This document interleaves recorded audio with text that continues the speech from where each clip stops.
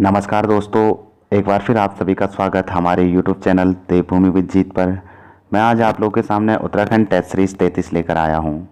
इस test series के अंतर्गत सभी प्रश्न नैनीताल जनपद के होंगे और ये सभी प्रश्न आने वाले UKPSC और UKSSC के सभी परीक्षाओं के लिए बहुत ही उपयोगी साबित होंगे। तो हम शुरू करते हैं आज का पहला प्रश्न। पहला प्रश्न है, नैनीताल जनपद की स्थापना कब हुई? 1815, 1840, 1891, 1905। नैनीताल जनपद की स्थापना 1891 ईस्वी में जब नैनीताल जनपद का गठन हुआ। उस समय यह क्षेत्र अंग्रेजों के अधीन था। अंग्रेजों ने कुमाऊं जनपद को तोड़कर 1891 ईस्वी में दो नए जनपद बनाए, जिसमें से पहला जनपद अल्मोड़ा और दूसरा जनपद नैनीताल बना। अल्मोड़ा जनपद के बारे में हमने सारे महत्वपूर्ण प्रश्नों को उत्तराखंड टेस्ट सीरीज 32 में किया, तो इस प्रश्न का सही उत्तर है 1891। दूसरा प्रश्न है, स्कंद पुराण के मानस खंड में नैनीताल के किस नाम का उल्लेख हुआ? त्रिऋषि सरोवर, तीन संतों की झील, सरोवर नगरी, ए व बी दोनों। नैनीताल के संदर्भ में दो कथाएं प्रचलित हैं। पहली जो कथा है, इस कथा के अनुसार नैनीताल को स्कंद पुराण के मानस खंड में तीन संतों की झील या त्रिऋषि सरोवर के नाम से उल्लेखित किया गया है। तीन संत जिनके नाम निम्न हैं। पहले संत थे अत्रि, दूसरे थे पुलसत्य और तीसरे संत थे पुलाह। ये तीन संत अपनी प्यास मिटाने के लिए नैनीताल में रुके थे, परंतु उन्हें यहाँ कहीं भी पानी नहीं मिला। तब उन्होंने एक गड्ढा खोदा और मानसरोवर झील, जो तिब्बत में स्थित है, मानसरोवर झील से जल ले आए और गड्ढे को भर दिया। तब से यह झील नैनीताल के नाम से जानी जाने लगी। और दूसरी जो कथा है, देवी सती जो पार्वती थी, वो जब सती हुई तो उनकी बाईं आंख इस स्थान पर गिर गई, जिसके फलस्वरूप यहाँ पे एक आंख के अनुसार या आंख के आकार वाली झील का निर्माण हुआ और उस झील को नैनी झील के नाम से जाना जाने लगा और उस पूरे क्षेत्र को नैनीताल के नाम से। तो स्कंद पुराण के मानस खंड में त्रिऋषि सरोवर और तीन संतों की झील के नाम का प्रयोग हुआ। तो इसका सही आंसर है ए व बी दोनों, डी वाला। तीसरा प्रश्न है, नैनीताल का उपनाम है सरोवर नगरी, झीलों की नगरी, झील नगरी, सभी। नैनीताल का जो उपनाम है, सरोवर नगरी भी कहा जाता है, झीलों की नगरी भी कहा जाता है और झील नगरी भी कहा जाता है। तो इसका सही आंसर है उपरोक्त सभी। चौथा प्रश्न है, नैनीताल जनपद में विधानसभा सीटों की संख्या है 4, 5, 6, 7। उत्तराखंड में विधानसभा सीटों की संख्या 70 है, जिसमें से कुल विधानसभा सीटों की संख्या 71 है। तो इन 70 विधानसभा सीटों में से नैनीताल जनपद में 6 विधानसभा सीट हैं, जिसमें से 6 विधानसभा सीट हैं। पहली है नैनीताल, दूसरी है हल्द्वानी, तीसरी है लाल कुआं, फिर है भीमताल, फिर है रामनगर, फिर है कालाडूंगी। तो इसका सही आंसर है 6। पांचवा प्रश्न है, नैनीताल जनपद की कौन सी विधानसभा सीट अनुसूचित जाति के लिए आरक्षित है? नैनीताल, लाल कुआं, हल्द्वानी, रामनगर। नैनीताल जनपद की नैनीताल विधानसभा सीट अनुसूचित जाति के लिए आरक्षित है। अभी तक हम उत्तरकाशी, पिथौरागढ़, चमोली व अल्मोड़ा के जनपदों के बारे में चर्चा कर चुके हैं। उत्तरकाशी जनपद में 3 विधानसभा सीट हैं, जिसमें से पुरोला विधानसभा सीट अनुसूचित जाति के लिए आरक्षित है। उसके बाद हमने पढ़ा पिथौरागढ़ जनपद। पिथौरागढ़ जनपद में 4 विधानसभा सीट हैं, जिसमें से गंगोली हाट अनुसूचित जाति के लिए आरक्षित है। और उसके बाद हमने चमोली जनपद के बारे में चर्चा की। चमोली जनपद में 3 विधानसभा सीट हैं, जिसमें से थराली विधानसभा सीट अनुसूचित जाति के लिए आरक्षित है। फिर इससे पहले वाली वीडियो में हमने अल्मोड़ा जनपद के बारे में पढ़ा। अल्मोड़ा जनपद में 6 विधानसभा सीट हैं, जिसमें से सोमेश्वर विधानसभा सीट अनुसूचित जाति के लिए आरक्षित है। तो इसका सही आंसर है नैनीताल जनपद। छठवां प्रश्न है, नैनीताल जनपद की विधानसभा सीट किस लोकसभा सीट के अंतर्गत आते हैं? नैनीताल, पौड़ी लोकसभा सीट, नैनीताल, अल्मोड़ा लोकसभा सीट, केवल नैनीताल लोकसभा सीट, केवल अल्मोड़ा लोकसभा सीट। नैनीताल जनपद में 6 विधानसभा सीट हैं। 6 विधानसभा सीटों में से नैनीताल, हल्द्वानी, लाल कुआं, भीमताल और कालाडूंगी, ये 5 विधानसभा सीट अल्मोड़ा लोकसभा सीट के अंतर्गत आती हैं, जबकि 1 विधानसभा सीट नैनीताल जनपद की रामनगर विधानसभा सीट पौड़ी लोकसभा सीट के अंतर्गत आती है। तो इसका सही आंसर है नैनीताल व पौड़ी, ए वाला। 7वां प्रश्न है, नैनीताल जनपद में तहसीलों की संख्या है 9, 10, 11, 12। तो नैनीताल जनपद में 9 तहसील हैं। इन 9 तहसीलों के नाम हैं नैनीताल, हल्द्वानी, रामनगर, धारी, कुस्या, कटोली, कालाडूंगी, बेताल घाट। ये 9 तहसील नैनीताल जनपद की हैं। तो इसका सही आंसर है 9। 8वां प्रश्न है, नैनीताल जनपद में ब्लॉकों की संख्या है 6, 7, 8, 9।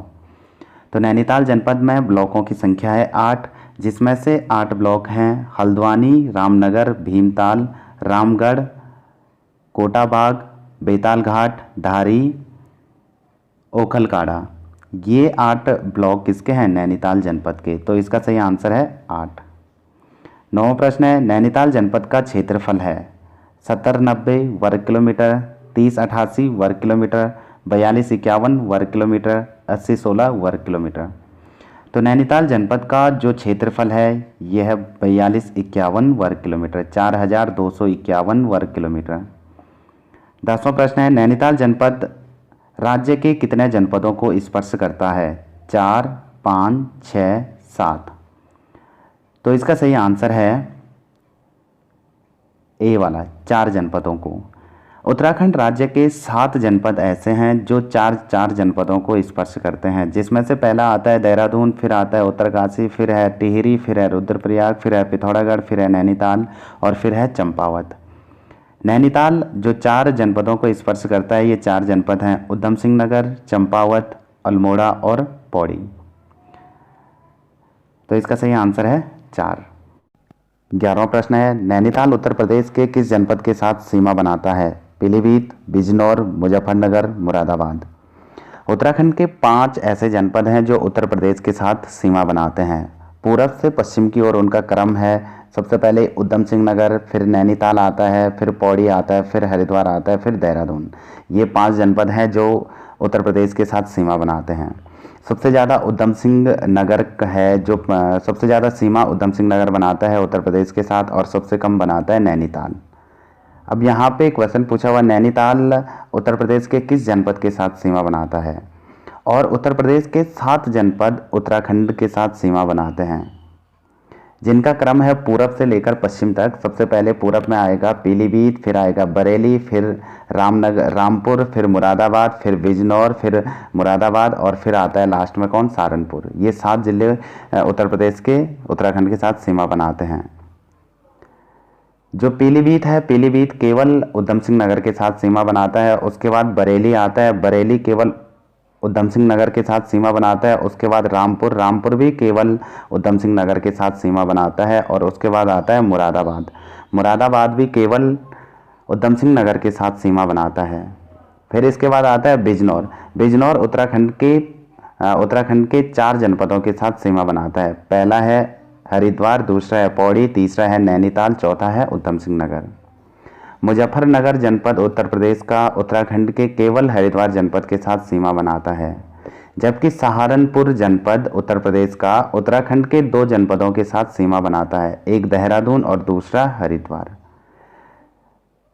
तो नैनीताल उत्तर प्रदेश के केवल 1 जनपद के साथ सीमा बनाता है, वो जनपद है बिजनौर। तो इसका सही आंसर है बिजनौर।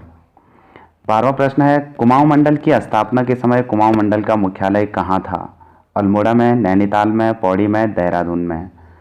तो कुमाऊं मंडल का मुख्यालय स्थापना के समय कहाँ था? कुमाऊं मंडल की स्थापना 1854 ईस्वी में, 1854 में, जबकि गढ़वाल मंडल की स्थापना 1969 में, 1969 ईस्वी में हुई। स्थापना के समय कुमाऊं मंडल का मुख्यालय नैनीताल में था और आज भी कहाँ है? नैनीताल में। तो इसका सही आंसर है नैनीताल। जबकि जो गढ़वाल मंडल है, गढ़वाल मंडल का मुख्यालय कहाँ है? पौड़ी में। 13वां प्रश्न है, पी बैरन ने नैनीताल की खोज कब की? 1829, 1841, 1854, 1891। पी बैरन ने नैनीताल की खोज 1841 ईस्वी में की। तो इसका सही आंसर है 1841। पी बैरन बिजनौर में अंग्रेजी चीनी मिल के मालिक थे। 14वां प्रश्न है, उत्तराखंड के नैनीताल में उच्च न्यायालय के भवन का निर्माण किसने किया था? Ramji, gardener, trail, McDonald.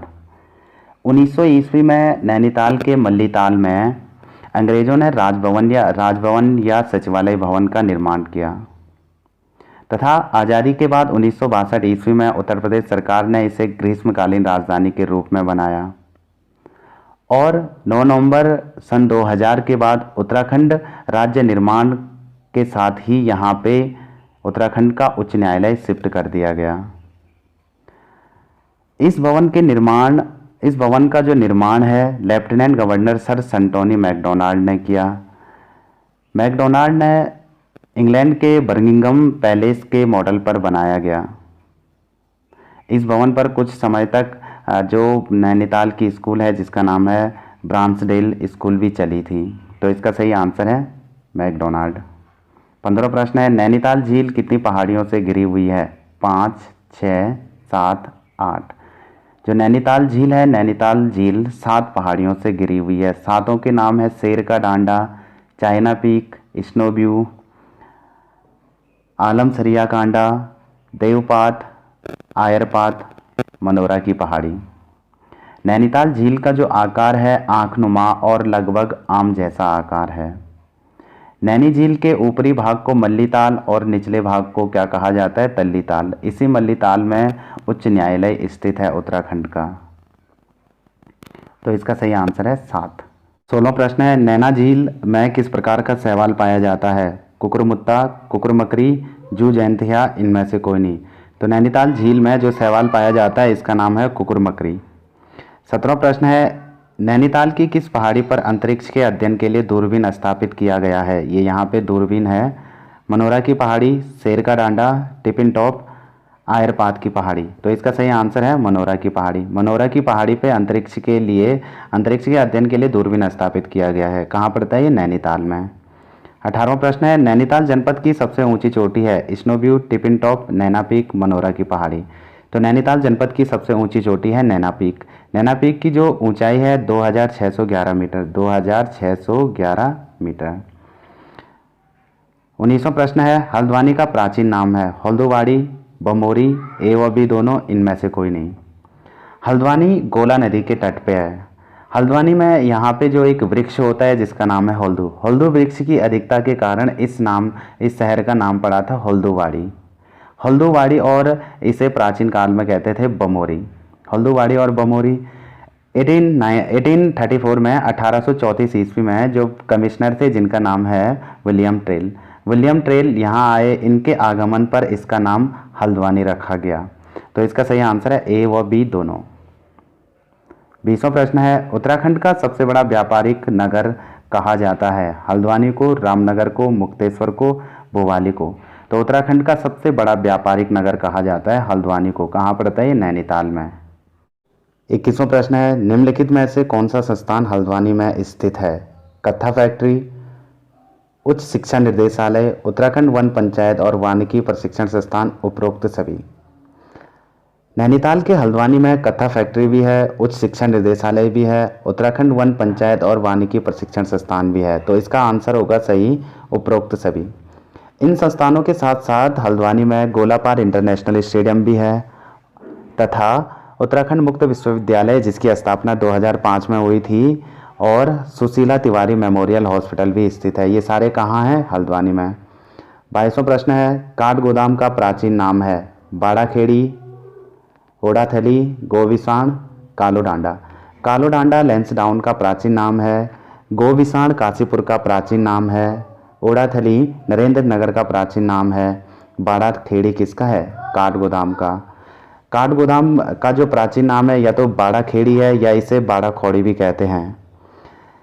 Kathgodam को कुमाऊं का प्रवेश द्वार भी कहा जाता है तथा यह नगर लकड़ी उद्योग के लिए भी प्रसिद्ध है। तो इसका सही आंसर है बाड़ाखेड़ी।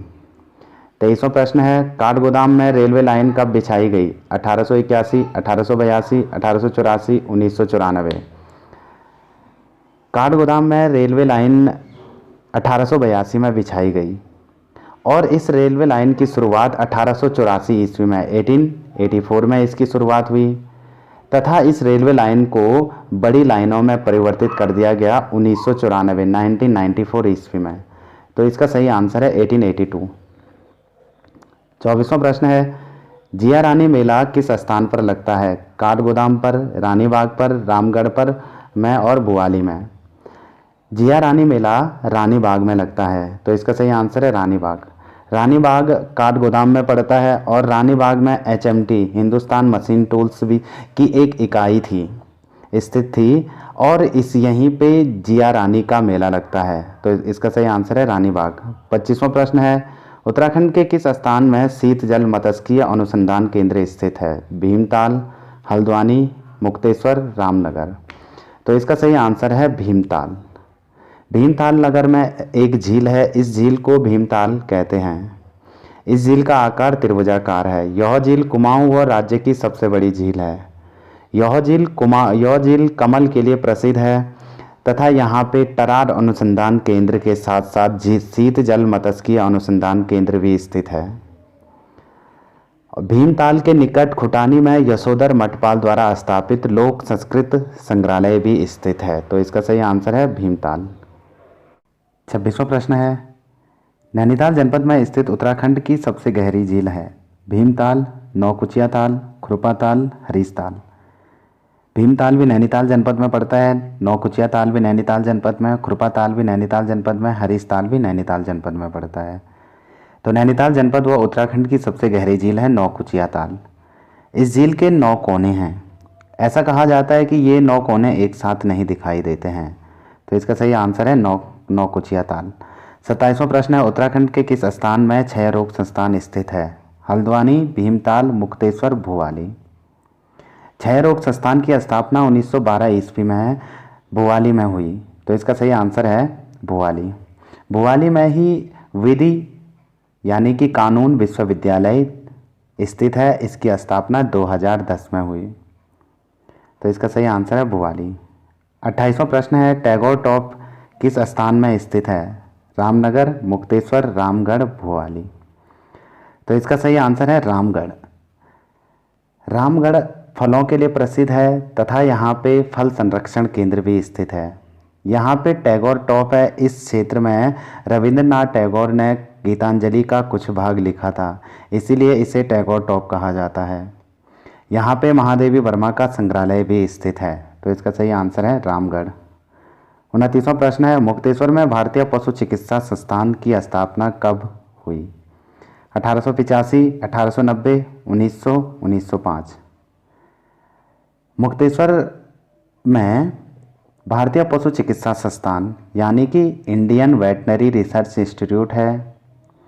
इस संस्थान की स्थापना लिंगार्ड ने 1890 ईस्वी में की, तो इसका सही आंसर है 1890।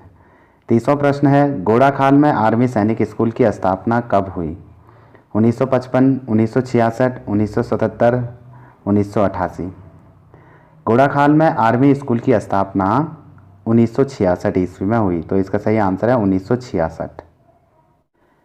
31वां प्रश्न है, नैनीताल की किस झील को हरे पानी की झील भी कहते हैं? नैनीताल, नौकुचिया ताल, भीमताल, खुरपा ताल। ये सभी ताल नैनीताल जनपद में पड़ते हैं। तो हरे पानी की झील खुरपा ताल को कहते हैं। खुरपा ताल को खुरपा ताल इसलिए कहा जाता है क्योंकि इस झील का जो आकार है गाय के खुर के समान है, इसीलिए इसे खुरपा ताल कहते हैं और इसे हरे रंग की झील भी कहते हैं, तो इसका सही आंसर है खुरपा ताल।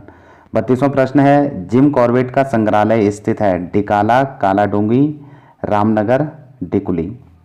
तो जिम कॉर्बेट का जो संग्रहालय है ये संग्रहालय है डिकाला, ये कालाडूंगी में, जबकि डिकाला में जिम कॉर्बेट का प्रवेश द्वार है, तो इसका सही आंसर है कालाडूंगी। 33वां प्रश्न है, रामनगर का प्राचीन नाम था? बालाखेड़ी, बमोरी, अहचोत्तू, ओडाथली। ये बमोरी है ये हल्द्वानी का प्राचीन नाम है। बाड़ाखेड़ी जो प्राचीन नाम था ये किसका था? काठगोदाम का। ओडाथली नरेंद्र नगर का। अहचोत्तू जो प्राचीन नाम है ये रामनगर का है। रामनगर को कमिश्नर रैमजे ने 1850 ईस्वी में बसाया और इन्हीं के नाम पे इस नगर को रामजी नगर या रैमजे नगर भी कहते थे, जो बाद में रामनगर हो गया। यह नगर कोसी नदी के तट पे स्थित है और यहीं पे उत्तराखंड शिक्षा परिषद का मुख्यालय भी स्थित है, तो इसका सही आंसर है अहचोत्तू। 34वां प्रश्न है, कुमाऊं और गढ़वाल का प्रवेश द्वार किसे कहा जाता है? रामनगर, काठगोदाम, रामगढ़, इनमें से कोई नहीं। कुमाऊं और गढ़वाल का प्रवेश द्वार कहा जाता है रामनगर को, तो इसका सही आंसर है रामनगर। 35वां प्रश्न है, गर्जिया के निकट किस स्थान में महर्षि वाल्मीकि का आश्रम था? डिकुली, सीतावनी, रामबनी, इनमें से कोई नहीं। तो इसका सही आंसर है सीतावनी।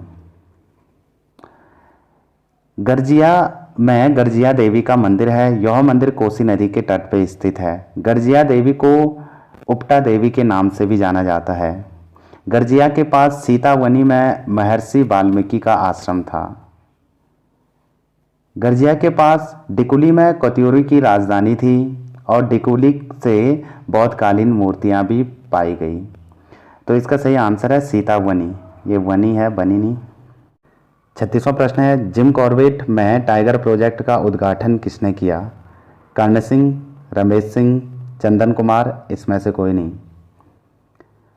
1973 में भारत सरकार ने सर्वप्रथम प्रोजेक्ट टाइगर की शुरुआत जिम कॉर्बेट नेशनल पार्क से की और इस प्रोजेक्ट का उद्घाटन डॉक्टर कर्ण सिंह द्वारा किया गया। डॉक्टर कर्ण सिंह का संबंध जम्मू एवं कश्मीर से था। तो इसका सही आंसर है कर्ण सिंह।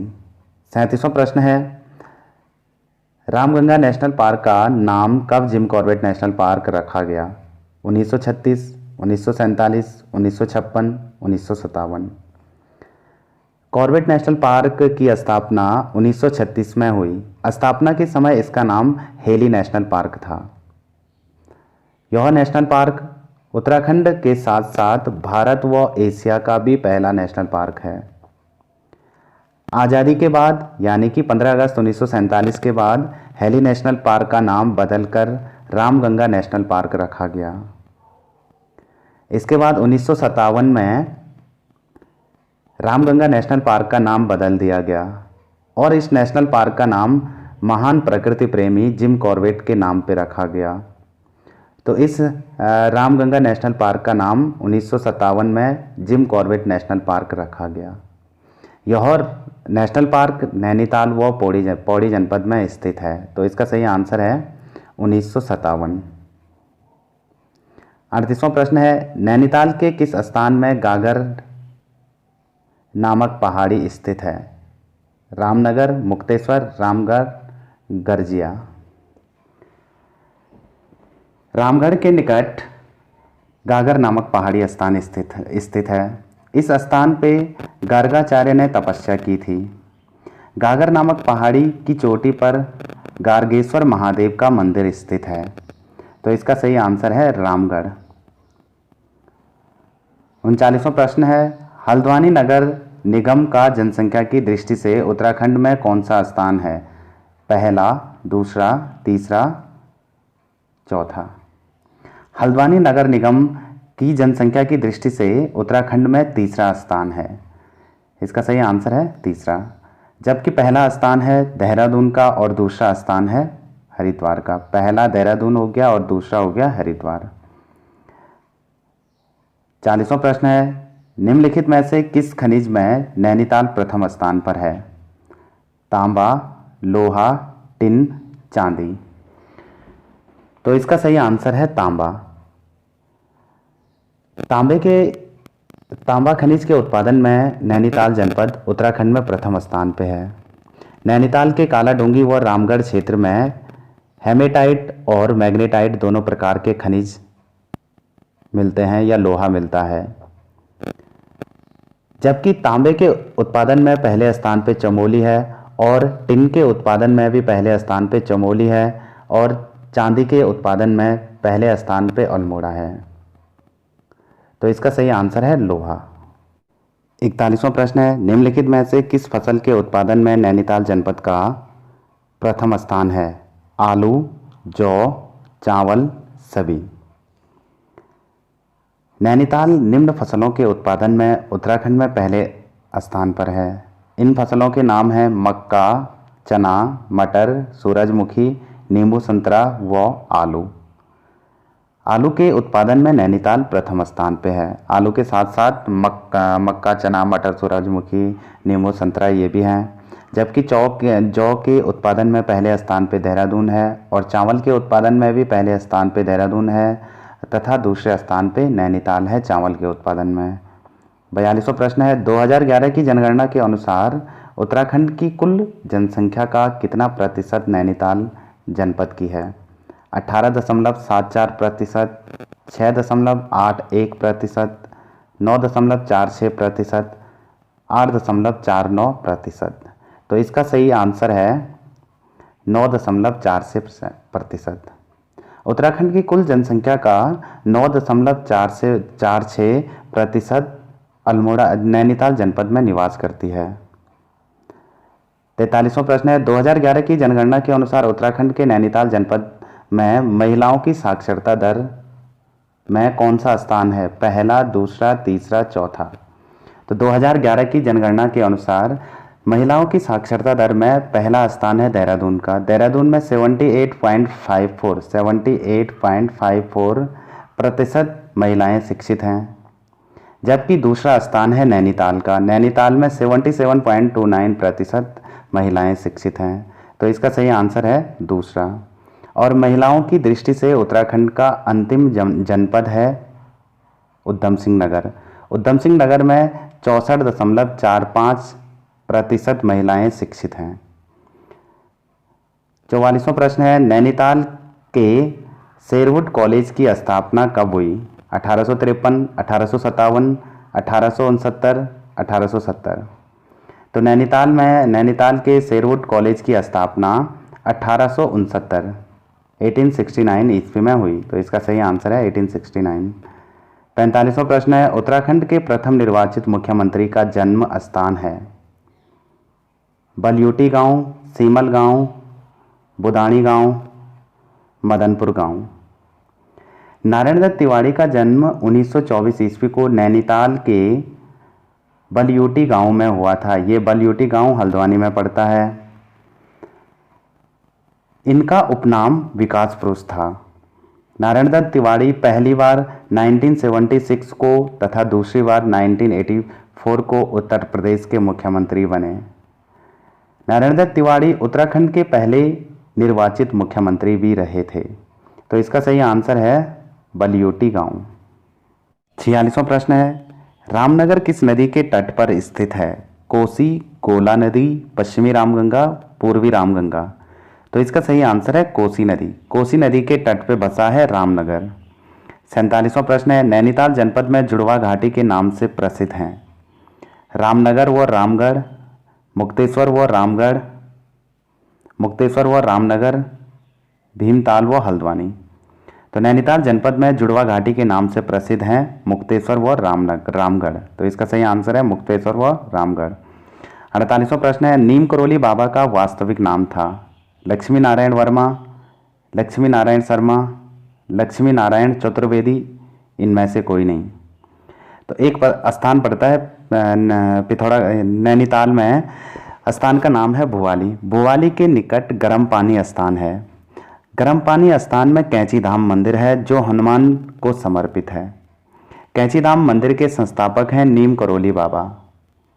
इन्हीं नीम करोली बाबा का वास्तविक नाम है लक्ष्मी नारायण शर्मा। तो इसका सही आंसर है लक्ष्मी नारायण शर्मा। 49वां प्रश्न है, नैनीताल किन अंतर्राष्ट्रीय देशों के साथ सीमा बनाता है? तिब्बत, नेपाल, दोनों, इनमें से कोई नहीं। नैनीताल किसी भी अंतर्राष्ट्रीय देश के साथ सीमा नहीं बनाता है। नैनीताल केवल उत्तर प्रदेश के साथ सीमा बनाता है और अपने राज्य के अंतर्गत 4 जनपदों के साथ सीमा बनाता है। तो इसका आंसर सही होगा इनमें से कोई नहीं। 50वां प्रश्न है, नैनीताल जनपद में गौरा पड़ाव कहाँ है? हल्द्वानी में, रामनगर में, भीमताल में, मुक्तेश्वर में। 1834 ईस्वी में कमिश्नर विलियम ट्रेल हल्द्वानी आए। जब कमिश्नर विलियम ट्रेल हल्द्वानी आए तो उन्होंने यहाँ पे एक स्थान पे अपना पड़ाव डाला, जिस कारण इस पड़ाव को गौरा पड़ाव के नाम से जानते हैं। तो ये गौरा पड़ाव कहाँ है? हल्द्वानी में। तो इसका सही आंसर है हल्द्वानी।